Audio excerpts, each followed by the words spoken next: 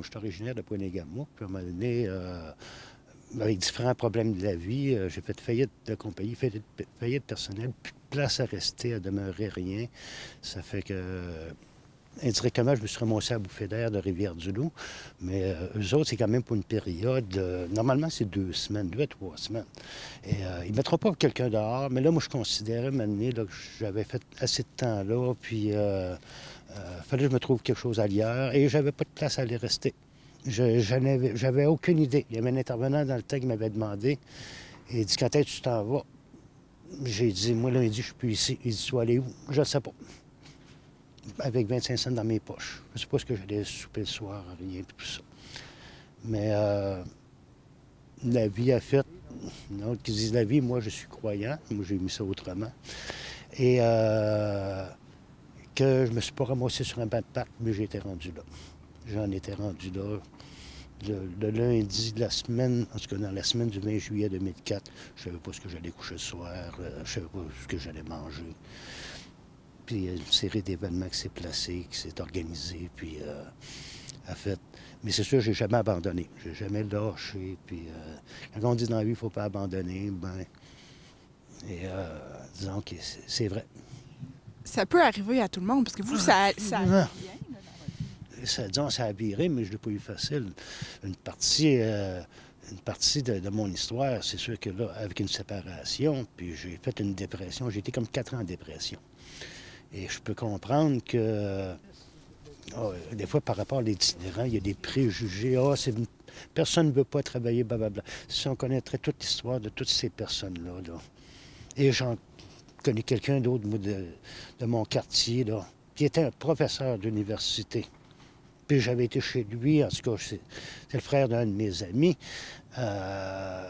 Il s'est ramassé ici dans la région, lui, pareil, itinérant. Puis aux dernières nouvelles, il était, c'est pas Saint-Vincent-de-Paul, à Québec, mais ceux qui hébergent les itinérants, tout ça, il était rendu là. Professeur d'université, belle maison, toute dans la région de Montréal, puis tout. Qu'est-ce qui s'est passé? Je sais que c'est un problème de santé au départ, puis... Qu'est-ce qu'on fait quand on est itinérant? Ben, c'est ça. Ici, temporairement, il y a de la bouffée d'air. Mais c'est pas leur rôle au départ. Mais ils vont accueillir. Moi, j'ai eu besoin de la bouffée d'air et ils m'ont aidé à chaque fois. Et j'ai vu passer beaucoup d'itinérants. Des fois, beaucoup de soirées, tout ça. Là, puis, les autres vont essayer d'aider plus pour qu'ils se trouvent un appartement, pour qu'ils puissent avoir du bien-être, des choses comme ça. Tout. C'est sûr, c'est pas leur rôle de les garder longtemps. C'est pas... c'est un centre de crise, mais temporaire. Et vous avez pas eu peur d'aller demander de l'aide? Oh non, non, non, non, non, non.